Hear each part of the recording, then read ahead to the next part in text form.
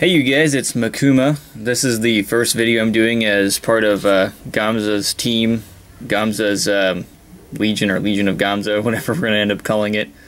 I just wanted to kind of give a shout out to Gamza and his plans, show off a couple more witches I got painted. I'm going to put up a bunch of videos today, hopefully. So this is number one for Gamza. Just want to say that I took some of his tips. I improved the lighting a little bit. I hope everything's a little bit more clear now. Yep, that's pretty much it. I plan on putting up some more painting tutorials, talking a little bit about my technique here. I have a couple reviews for some new airbrush paints I've been using. And what I'm really looking for, though, is some feedback from you guys. I really want you guys to let me know any of the stuff that I've done in the past or I'm currently doing. If you guys want to see more of that or have me elaborate on it, that'd be really great, because then I would have a focus for my videos instead of just kind of making whatever. Anywho, one thing I wanted to point out was this gore that I've been doing is sort of transparent and shiny. This is actually an airbrush paint that I picked up, and I'm going to be doing a review on that here pretty soon. To talk a little bit about this airbrush paint, I think I mentioned it in an earlier video. It's Spectratex. It bills itself as an airbrush paint and not a transparent airbrush paint. This is the neon purple. And I wanted to find a transparent acrylic paint that I could use in my airbrush, and I didn't really want to buy Freak Flex. They're kind of expensive. I'm sure it's a great product, but I was just looking for alternatives. I found this stuff at Michael's supply store, and I wasn't really sure about it because it didn't actually say transparent.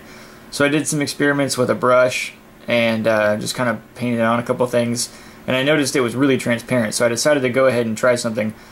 You can see here I've got some Incubi from the Dark Eldar, and what I did is I did that normal black, gray, white color gradient and sprayed on this purple color like it was the Freak Flex paints, the transparent paints, and at least in my opinion it worked really well. I mean, you can see here there's a really dark purple on the bottom, like it gets close to black in the really low parts, and then when you turn it over it kind of magically changes color and shows you the higher purple lights. Now this is just the first stage, just the airbrushing stage to get the purple on them. It does dry really glossy, but a matte varnish will take care of that. And a glossy look wouldn't be too bad for these guys anyway, considering that they're kind of weird looking. The helmet and stuff's going to be a different color than the purple, but that's not really important. The important thing is that the Spectratex paint was only like, I don't know, it's like $3.50 a bottle, and then my girlfriend works at Michael's, so I got a 40% discount on top of that. So I bought a bunch of them, and it worked really well.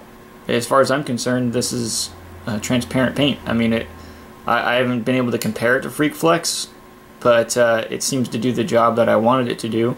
So if you guys are looking for a cheaper alternative and you happen to live near a Michael's, go check out their Spectratex. It'll be in their airbrush section, and I think it works really well. So this is what happened after I finished painting them. You can see that the airbrush purple looks really nice here in the light. I got a little bit of natural light this time. And just put a little bit of the extra stuff on there for, you know, to break up that mass of purple. The underclothing's all red. I did the white helmet thing from the, sort of like the way Games Workshop does it, except theirs looks a lot better than mine. Sometimes I find it hard to paint the fine cast because it's kind of bumpy sometimes, and it doesn't really seem to take to paint that well, so maybe somebody's got some advice for me. I didn't want to do the swords that metallic because I'm trying to stay away from doing the big metallic blades. I think it's for the Dark Eldar. I don't think it's really going to work for the way I've been painting them, especially since the Incubi are supposed to be special and have these really crazy glaives. So I did this blue kind of power weapon effect, and then I did this like half a rainbow thing on the letters on their swords where it goes from green to red and that side of the color spectrum. Got some of that little jewelry and stuff on the back, on their back pieces done. So let me know what you guys think of these. Here's the rest of them. I'll just kind of hanging out here. I think they look pretty good as a unit, and they're going to fit in pretty well with the rest of the army. They look like, instead of carrying swords, they're carrying around big glow sticks, which kind of fits with the rest of the Club Kid theme that we're going with for the Dark Eldar. And they're really garish. There's a lot of high contrast. Yep. Alright, let me know what you guys think. Thanks.